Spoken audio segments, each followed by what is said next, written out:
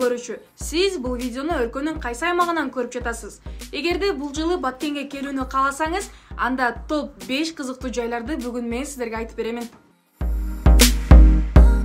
Баткен бул өлкөдөгү дээрлик эң кичүү облус. Тажикстан менен чектешкен бул аймактын атын укканда эле алгач эле байма-бай катталып турган чек ара чырлар ойго келет. Бирок Баткен көз жоосунун алгач жаратылышы өрүк зары менен таанымал.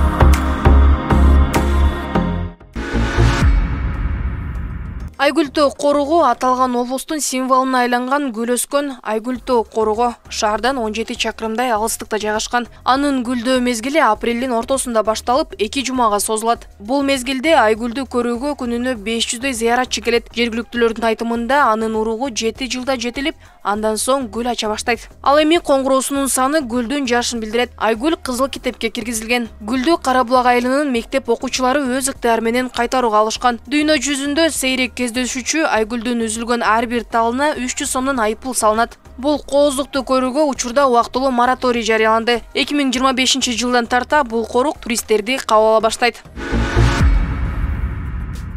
Төрткүл суу сактагычтын көлөмү 90 миллион кубик метрди түзөт. Ал эми узундугу 5 километр. Аталган суу сактагыч Баткен районундагы жана Баткен шаарындагы 11 000 гектардан ашуун айдоо жерин сууга суу менен камсыздайт. Төрткүл Баткен облусу үчүн гана эмес, жалпы республика үчүн стратегиялык мааниге ээ. Ошондой эле Төрткүл суу сактагычында каньон бар. Өтө кооз жер. Сүрөткө түшкөнгө сонун локация болот.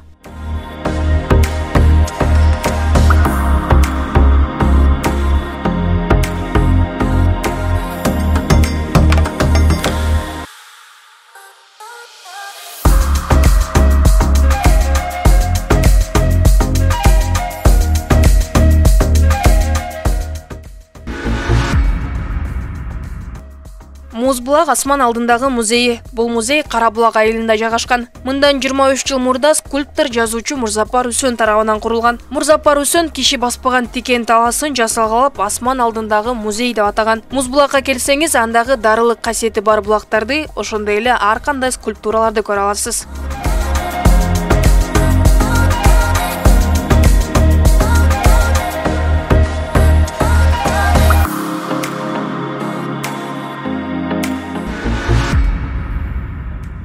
Канигу түңкүрү. Мадегенде жайгашкан Канигу түңкүрү окумуштуулардын божомолу менен 300 чакырымды түзүшү мүмкүн. Ал облуста чоң маданий жана тарыхый мааниге ээ. Канигу түңкүрү фарс тилинен барса келбес деген маанини түшүндүрөт. Алгач бул өңкүрдө күмүш кени болгону айтылат. Бул кен 5 кылымды камтыйт. Бүгүнкү күнгө чейин өңкүрдүн реалдуу көлөмү тактала элек. 2017 жылы өңкүрдүн жарымы изилденген. Анын учурдагы узундугу 6 чакырымды түзөт. Өңкүрдүн ичинде байыркы элдердин калтырган жазуулары, кенди казуу жумуштарынын калдыктары сакталган.